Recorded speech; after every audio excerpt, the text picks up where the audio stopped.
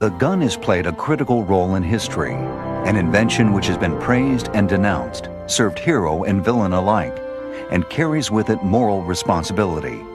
To understand the gun is to better understand history. Okay, so this is going to be a full review of the Hushholsters SKS 2000 folding stock, which mimics the Samson Mini 14 para stock, I guess, paratrooper type stock, tactical foldy stock, whatever you want to call it.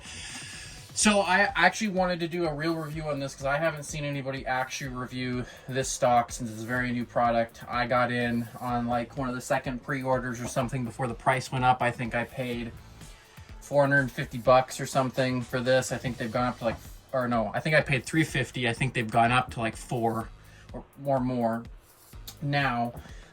This is a really cool product, but it's also, you're kind of beta testing this. Like, I can't imagine how expensive bringing something like this to market is. I can't imagine the hassle it is.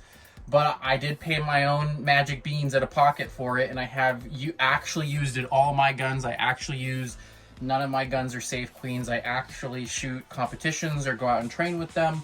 And I zero guns, and I actually try to use intended, which is to be proficient with a firearm or a rifle, and to, you know, actually use stuff. So I actually use it. So this is my review of this actually being used.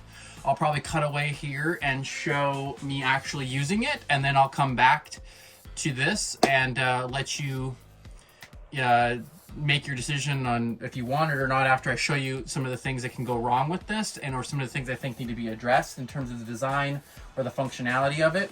Told this gun has issues with different magazine types, so I got a Tapco mag, a P mag, a couple of Romanian mags, and a Chinese flatback. And each of these mags are 5 rounds, and I'm just gonna do a quick little drill running back and forth here. Targets are at 50 and 100 yards.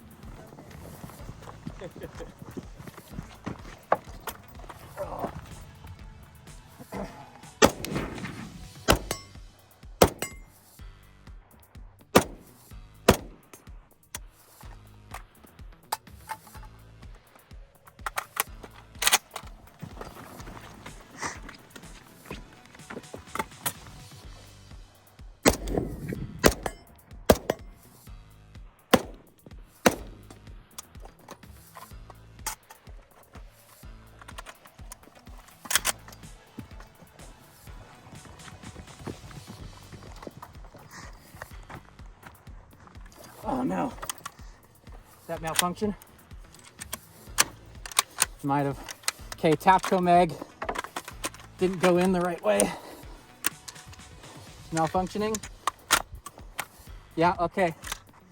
Does not like the Tapco mag.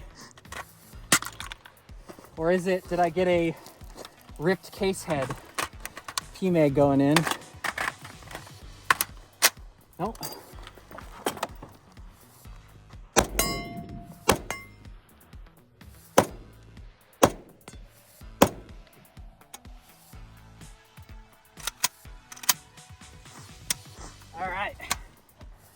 All right, go for it. Oh, that's a whole trigger pull. Yep. All right, note to self, don't give this rifle to anybody but me if we had to use it.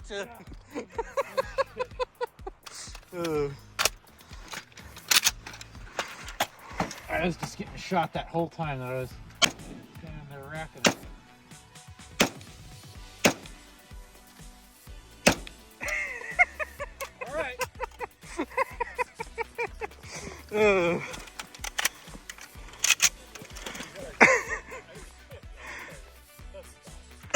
There it goes. There you go. There you go.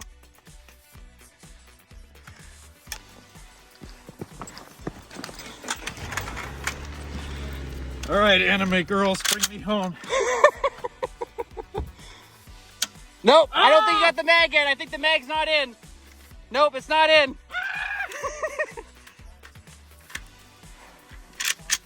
I don't know if you still got the, I don't think you got the mag in. Nope, I think that you're about to be bayoneted to death by the Chinese. It's already happened. There you go. Now it's in. Die, commie scum! There you go. Okay. You ready? Yes. Go.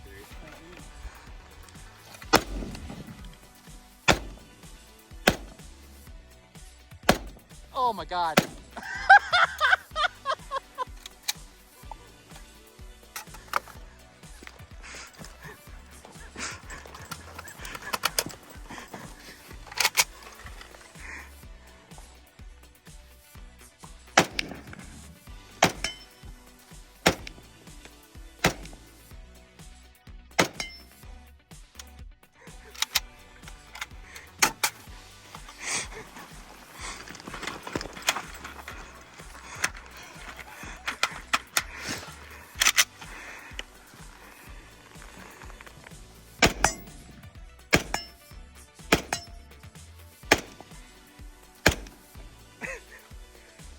I think you got where it's holding now.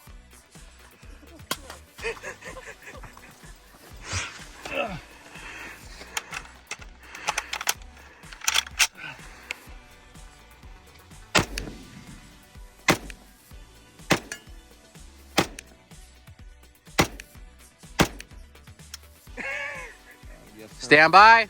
Go.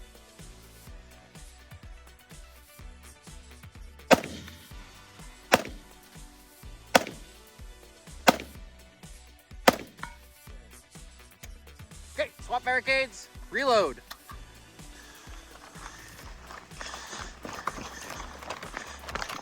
Let's see if you can do it. There you go.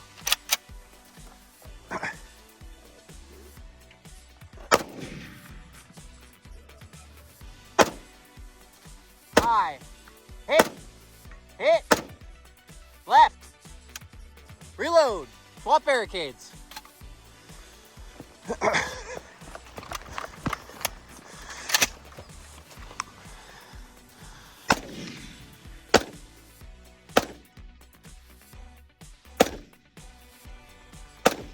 Hit. There you go. Yes. Maximus overhead. Shooter ready. Yep. Stand by.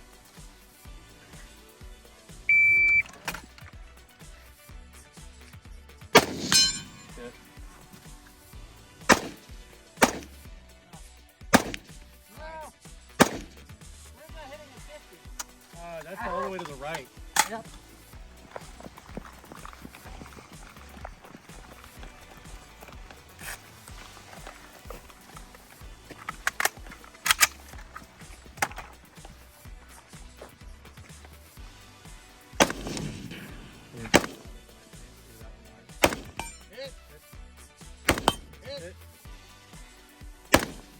Left.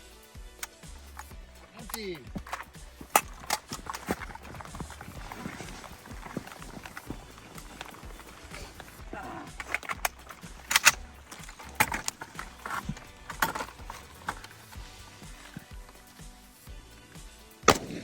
Hit.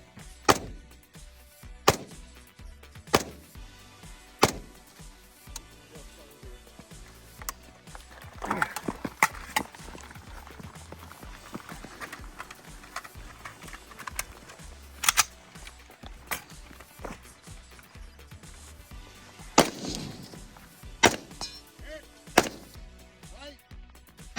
Hit. Hit. Oh.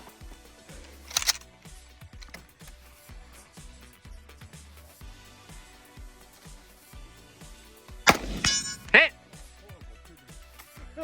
Goddamn SKSs. Back to the fucking Derek combo gun.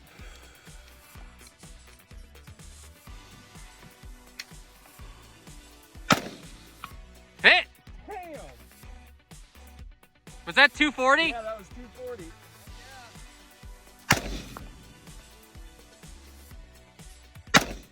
High on that little target. Oh, change barricade. Let's see. Come on, you motherfucker. Yeah, you son of a bitch.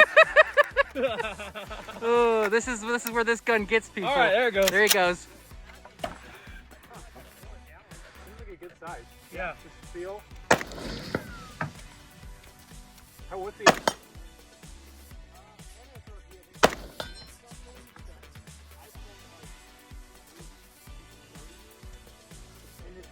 I spent almost the fucking hub mount as I did the whole thing. Could see that. But I had a shit ton of dead air fucking. Oh, reload.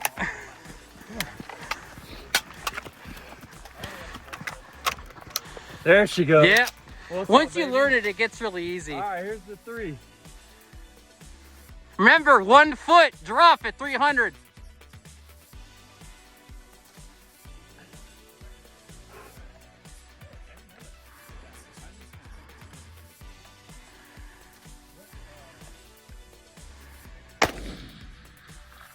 Don't know where that went. Right above it.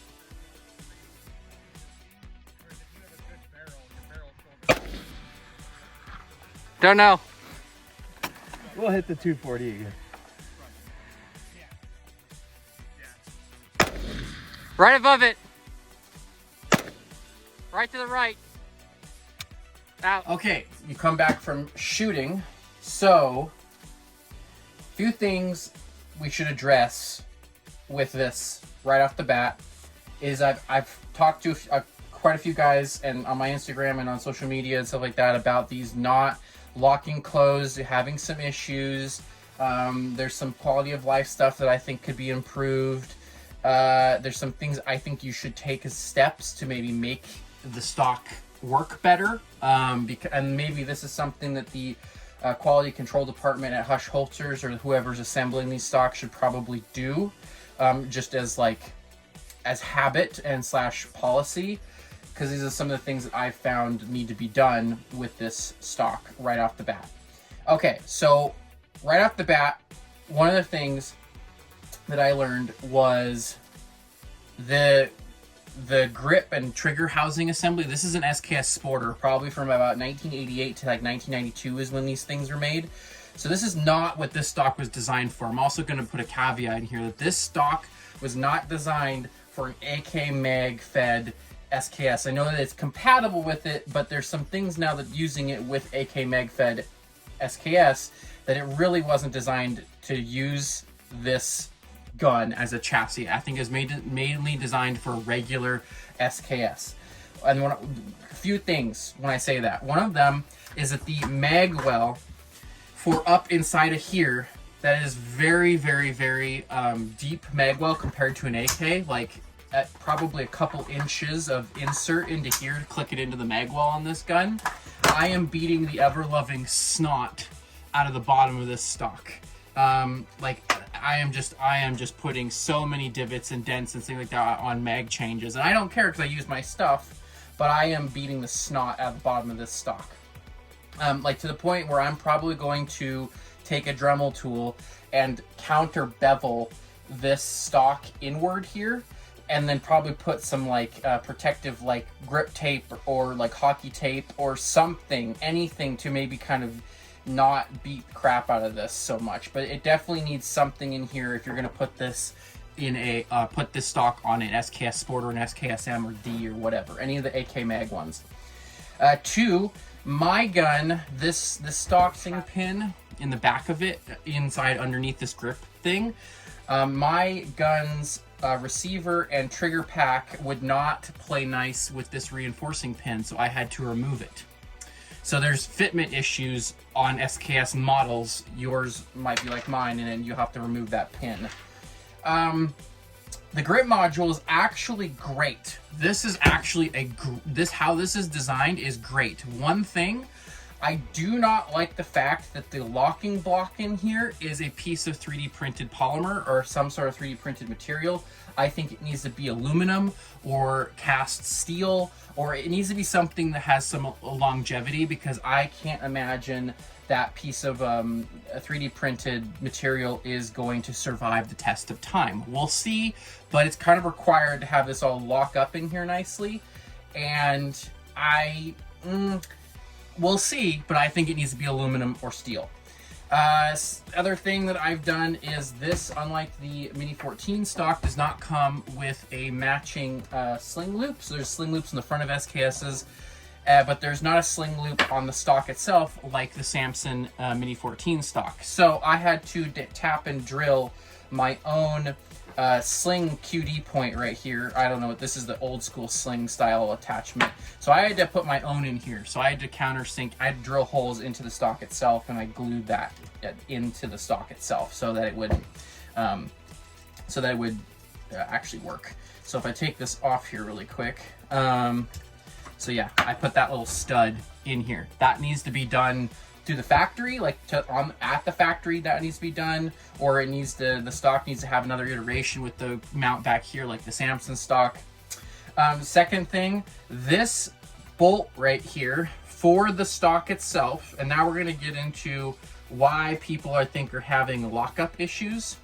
So this stock, how it's designed with this screw, this machine screw, and I'm going to look at this to see how icky that is. Okay, so I have Loctited this multiple times and it does not matter, and it does not, or blue Loctite I should say, hasn't helped at all. So I would not recommend blue Loctite because it's not going to work. So and this is really important for this stock's lockup, I think, because whenever this gets loose is when this stops working. So if I take this off of here, I'll show you really quick. Also then the design of this, and I've never taken apart the Mini 14 stock I have, but I think there's also a bunch of schmaltz in here that I don't know what that's from, but it's like, these need to be like, I don't know if that needs to be like scrubbed off or something. I'll clean it before I put it all back together. But the screw hole is right there. Let me see if I find it. Right there. You can see my finger on the back side of it. There's the screw hole right there. So that screw hole, the problem we're dealing with is when the stock is folded out, this is the folded out position, if you put the screw in through the other side of the stock, you will have a bottom out point for this screw. So you cannot put this screw in too far. Now on my particular stock, it's too loose. No matter what I did, it's too loose and it would jiggle. The stock would jiggle inside of the wood back here. And that's bad because you could break something back here if this is constantly jiggling under recoil.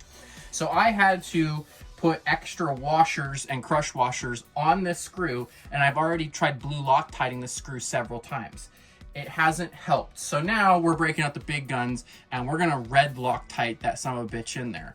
And I'm going to hopefully not over crank it, but I need to make sure that is not going to come loose, because if this comes loose, then you'll have lockup issues. So let's just really quickly put this back in the gun here. So if I do this, put this back in the gun like this and flip it back over here.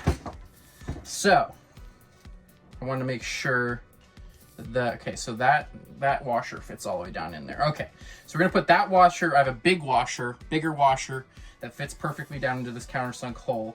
And then we're gonna put maybe the crush or the, yeah, we're gonna put some of these together here. So we're gonna put that right there, put that right there. So I need these extra washers because otherwise this does not allow me to tighten it down enough to where the stock doesn't jiggle. So it needs either a shorter screw or it needs more washers that come in the box when you order the stock so that you can actually make these adjustments yourself. So one of the things I'm going to do here is actually degrease, because this was covered in blue Loctite. And I said the blue Loctite did not do anything for my, and you can already see I kind of accidentally over torqued the threads on this screw once already. So that also might be a problem because I was trying to get it tight enough and it was bottoming out on the back side of the stock and I almost stripped that screw out. So thankfully I caught myself in time, but yeah, that's a problem you're gonna have to keep in mind as well. Don't strip that screw out. So that's now been degreased again here. And I'm going to just go full bore here and red Loctite this in here. I'm actually going to, I just remembered this hole right here for where the screw actually goes in, we're going to degrease those threads as well. Get a Q-tip here, put some brake clean on that Q-tip, and run this down in there. It's in those threads. Is take this, get some red Loctite staged here on a Q-tip. That stuff has been sitting outside, so it's cold. Okay. Yeah, and then there's some, and you can see what happens if that isn't tight. Oops, I just dropped all my thread. I'm gonna have to find those now. So if this isn't tight, you can see all the damage that's being done to the stock itself back here.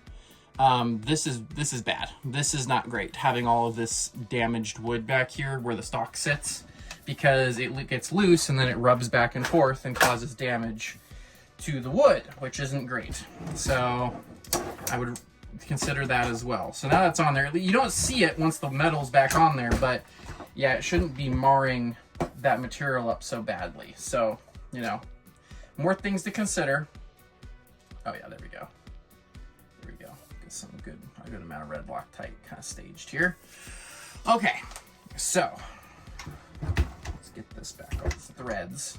Now 271 red Loctite, I'm gonna do this and I'm gonna let it dry, and that stock is never coming out of that. It's never coming out of that again, most likely, because 271 red Loctite is permanent, basically, unless you take a blowtorch to it. So if this doesn't Loctite this stock into the wood, I don't know what will or won't work at this point, because I have tried many different things here. So this is my last hurrah at Loctiting this stock back together. So get the threads. The threads are a little damaged because I'm a buffoon, so I will take responsibility for damaging the threads a smidge. And then this shouldn't, I don't want to like gorilla tighten this down either. I just want it tight enough to where the stock doesn't move inside the wood. So once this is, and I also, you can't over tighten it, because as I said, the screw head is right in there, that hole right there. And so you can't put that screw through too far, or then the stock won't open. So that's why I almost stripped my threads, is that I was screwing around trying to get this tighter, and I was just tightening it against the back of this piece of bar stock right here, and I was almost stripping that screw out. So you have to put on extra washers. I learned that the hard way. You have to put on extra washers, otherwise you cannot get this tight enough, at least in my experience. So does this move at all now? There's a little bit of play, that's the other thing, there's a little bit of play in the stock joint itself right here, but I don't want any play in the actual metal thing that's screwed into the wood itself. So I don't feel any play now in that. So I might give it one more little snug here. Yep, one more little snug. Okay, I'm gonna call that good. Red Loctite it out the wazoo. So that's one thing I would red Loctite to make this better. The second thing is this nub right here.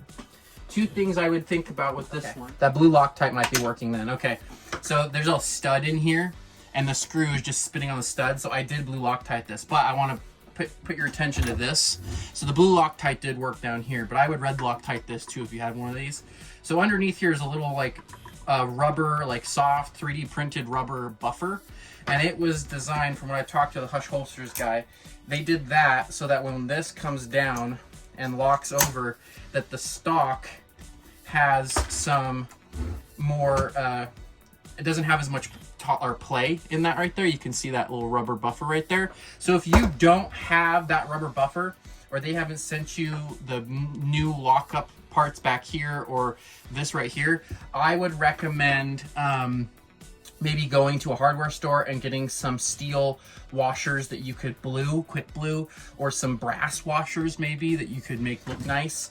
And I would shim out your stud right here, which is unscrew that, stick a couple washers on there, maybe even JB weld the washers straight to the stud. That's the only way I could think of making sure they don't go nowhere.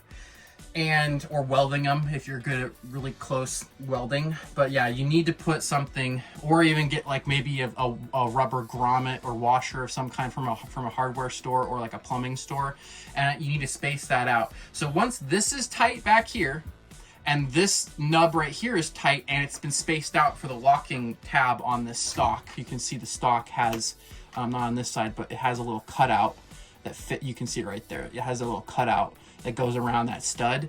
Once that's been shimmed and Loctited, and once this has hopefully now been Loctited, it will stop rattling loose and you won't have lockup issues. That's how I discovered I have lockup issues, is that all of this is rattling itself loose all the time under recoil and under actual use.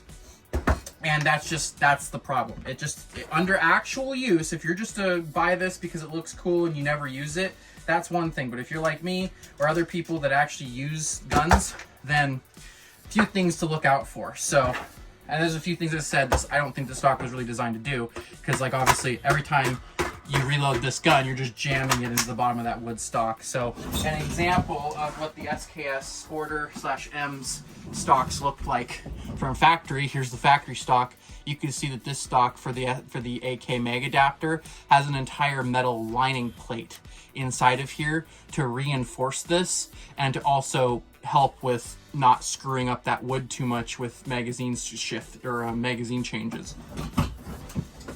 So that might be, I mean, it's very tight tolerances in here because obviously, again, this stock was designed to work with regular 10-round SKS box mags, which is why you have this big void right here too, instead of this, which is obviously AK mags in an SKS Sporter. So anyway, so that's my review. I would say I really like this thing. I think it's sweet looking.